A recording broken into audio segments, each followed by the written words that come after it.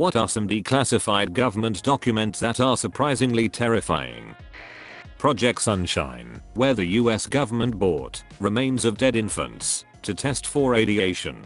When they took limbs from them, the parents were never told. One mother wasn't allowed to dress her daughter for her funeral because doctors had removed her legs and didn't want her to find out. Is anyone else ridiculously disturbed that they named that Project Sunshine? What the duck? The German radar guidance system Unwritten was a great example on why your project/operation names should have nothing to do with their content. LE5. During WW2 the British gained some intelligence referring to a new radar system called Gerard, also known as Unwritten. Unwritten being a single-eyed mythical god, engineers were able to figure out what the system was and how it worked, based on it using a single beam, one eye.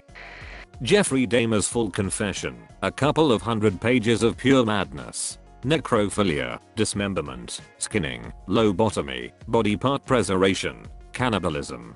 Dahmer became pretty close to his interrogating detectives, Dennis Murphy and Patrick Kennedy, and provided a lot of detail to them. A lot of it in a pretty candid, offhand manner. Dahmer should have been prosecuted for what he did in the army. Source. For capture it began the day he and Dahmer, an army medic, were put into a room together. The assaults began at once, and, eventually, he leapt from the third floor window to escape. I had probably been raped 8 to 10 times, I don't know. He was tying me to the bunk with motor pull rope. He took all my clothing from me. He would either beat me before he raped me, or he would beat me after. I had no idea that he did while in the army. The most horrifying thing is that he was never punished for it, and that this monster ruined so many people before he started his rampage of destroying men. What a horrible human.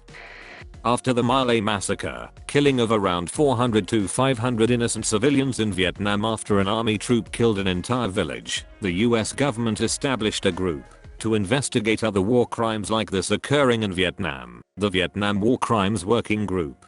They found 28 massacres of equal or greater magnitude than My Lai that the public was unaware of, so literally thousands of innocent people killed by U.S. soldiers. The information has since been reclassified, but there were several journal articles on it when it was first released. I took a military ethics class hosted by a prof who spent many years in Vietnam as a Marine captain. He personally experienced a colonel who operated with a doctrine called count the meat. Basically, the success of an operation was dependent upon how many bodies it made. The presumption was that they were all enemies. CIA involvement in starting the Guatemalan Civil War, which lasted 36 years and led to the genocide of hundreds of thousands of indigenous people. Hoopsie daisy. And set up the country for the shit show that is Guatemala today, just like Nicaragua. Guatemala is a beautiful country and the people are also beautiful, but, as one taxi driver said to me, 25 families own everything in the country. Corruption is rife and the destabilization caused by the involvement of the US has been devastating for the country and its people. I watched from my hotel balcony as people came to the lake to bathe and wash their clothes. One US bomber accidentally dropped a nuclear bomb a short distance from a major US city, can't remember which, but luckily it didn't detonate, off the coast of Georgia. They still haven't found it.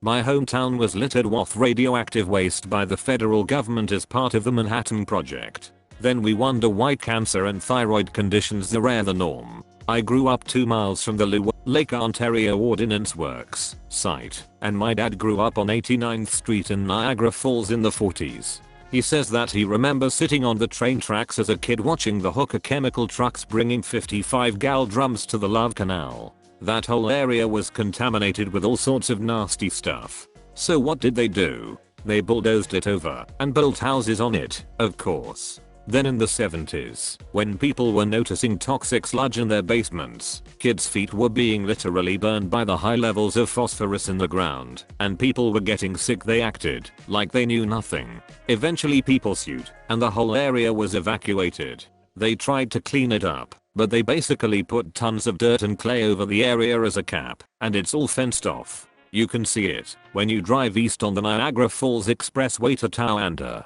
for the Lewiston storage site, also known as the NFSS Niagara Falls storage site. I read documents where they had hazardous storage barrels sitting exposed to the element, with seepage and all that. Again, they've covered everything with clay to stop it, but it's already in the ground. The bad thing is that there's a large elementary and high school, Lewiston Porter, about 2 miles from the site, which is actually on property that used to be part of the site, but was never used and was sold to the county. Needless to say, the cancer rate among long-term staff and teachers is higher than average. I'm glad to have finally moved away. The Department of Health and Human Services practiced female sterilization on Native American women all the way through the 1970s. Kinda sobering knowing that we were using tax dollars to suppress indigenous birth rates less than 50 years ago. I think even recently in Manitoba there's been reports of hospital staff telling local indigenous women who'd just given birth that they aren't allowed to see their babies unless they consent to sterilization. First Nations are still incredibly vulnerable, and the West is still feeling aftershocks of genocide. This was so prevalent that between 25–50% of Native women were sterilized against their will, and their birth rate dropped by 3/4 following this time. Black and poor women too. I remember reading a story about a 12-year-old black girl in the South in the 60s going to the doctor for an appendectomy and leaving sterilized without being told. Many didn't find out for years until they realized they should have gotten their period by now or were having trouble conceiving. In East Germany, a committed freedom fighter and her husband had dealt with having her home raided while she was away, being arrested on the way to protests and all sorts of state-sponsored harassment. After the wall fell, she was able to read the documents the Stasi had kept on her and found out her own husband was an undercover agent and had written many reports on her activities with a bloodless banality. Suspiciously, she always has a headache when I propose having X. Possible capitalist plot. CIA invested millions in trying to make cat spies. $20 million to be precise. Operation Northwoods, a plan for a false flag operation that came from the Joint Chiefs of Staff and Department of Defense in 1962 and given to JFK, who turned it down. The plan called for the CIA to commit terrorist actions against US civilians across the United States and frame Cuba, allowing us the right to invade and depose Castro and the communist government there. It was declassified and can be found online at the JFK Library. Terrifying that no one knows or seems to care that this was suggested by our government to the president. My high school English teacher mandated that I read this. I didn't understand it at the time, but he was responding to my question I posed him. As an airborne vet, why do you seem so jaded in regards to US history and politics? Still one of my favorite teachers to this day. He and I were able to go into all other ost things the US has done. As a part of the Army and CIA's experiments into mind control, they put electrodes into the pleasure centers of dogs' brains. Initially, they wanted hundreds of dogs. They only actually got 10, and of those only a few were implanted. The ones which would be remote controlled by zapping them and essentially giving them a dose of dopamine when they were facing the right direction.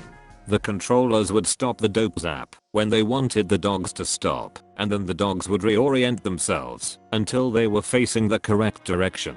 This meant when the controllers weren't present, the dogs who had been implanted would continually spin in circles, even in their cages, always looking for the direction that gave them that next hit. The program ran out of funding in the mid-60s, and the dogs were destroyed. If you want to read all about it and other things that the US and governments around the world are up to from the horse's mouth, I highly recommend theblackvault.com, the website of /u/blackvault. Here's 100-ish pages of what I described above, helpfully foiled and archived thanks to his hard work. Edit for some bright side. Via the same source we get remote control of ward dogs, remotely controlled scout dog, June 1974, wherein we learn that we can just train dogs. They respond to audio and visual cues and can be trained to turn on command at long distances by playing a tone over the radio. When the Space Shuttle Challenger was destroyed, it was reported that all 7 astronauts were killed instantly. It was revealed decades later that some, if not all of the astronauts survived the initial explosion, as the cockpit cabin had enough protection to not be breached. For 2 minutes and 45 seconds, they were awake and aware as they plummeted toward the Atlantic Ocean. Understandably, NASA knew that the news of their terrifying death would have crippled the space program even more than it already was. We looked at this in flight school and pretty much, there's evidence to support that the crew was still running their procedures. Even after it was obvious shit hit the fan, they didn't die accepting their fate, they died astronauts. That's something to be admired, Mo. Not declassified documents, but the discovery of the Tuskegee syphilis study on unwitting black American males was pretty ducking horrific. The study was conducted without the benefit of patients' informed consent. The men were told that the study was only going to last 6 months, but it actually lasted 40 years. After funding for treatment was lost, the study was continued without informing the men that they would never be treated. None of the men infected were ever told that they had the disease, and none were treated with penicillin even after the antibiotic was proven to successfully treat syphilis. According to the Centers for Disease Control, the men were told that they were being treated for bad blood, a colloquialism that described various conditions such as syphilis, anemia, and fatigue. Bad blood, specifically the collection of illnesses the term included, was a leading cause of death within the Southern African American community. New Zealand's UFO files are a bit creepy. I was in the library and stumbled across the bound files. There's a bit of assumed crazy people being crazy, but there's also one specific one that stood out from respectable Air Force pilots who were both in the air, conducted many tests, for instance blinking, moving the plane in relation to the object, verifying what he saw with the co-pilot to ensure it wasn't an illusion or his mind. I don't know, just the fact that you'd assume he wasn't crazy creeps me out so much. NZ is not real. 2 things come to mind. I think they're called the Pentagon Papers. They detail how America went into Vietnam with no intention of winning, rather to control China in that part of the world. Not creepy, but potentially creepy as the JFK assassination papers that get released in October. I'm looking forward to that day. Edit. Spelling. Holy hit. I didn't know they were releasing his documents. I can't wait. Surprised no one has mentioned the Panama Papers. They've been out for a while, but there's been little coverage of them. TLDR of them, lots of money laundering that was tracked pointed to major governments and global businesses. Edit. Amazon Prime has a series called The Giant Beast that is the global economy. They talk about the Panama Papers in a couple episodes. Also Paradise Papers, the elite of this world money laundering and essentially hoarding wealth. I wonder why the media coverage was super slim. Can't remember the source, but apparently there is a legit order signed by Hitler to his nuclear researchers saying if they have a viable nuclear explosive, start loading into V2s immediately. However, Germans didn't come that close to making a nuclear bomb. They didn't consider it a priority because they calculated that it wouldn't be a decisive weapon to win the war, especially against US, who would already have nuclear bombs in their arsenal. Estimates put the probable year for a German nuke, if the efforts continued, around 1947.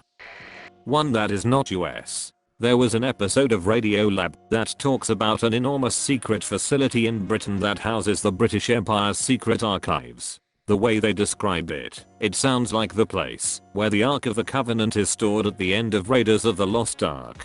What they uncover in the episode is the human rights atrocities that were committed by British troops during the MAU uprising in Kenya during the 1950s. There were details in the uncovered documents about detention camps and torture that occurred during the conflict. It gave grounds for surviving MAU to seek compensation against the Crown in recent years.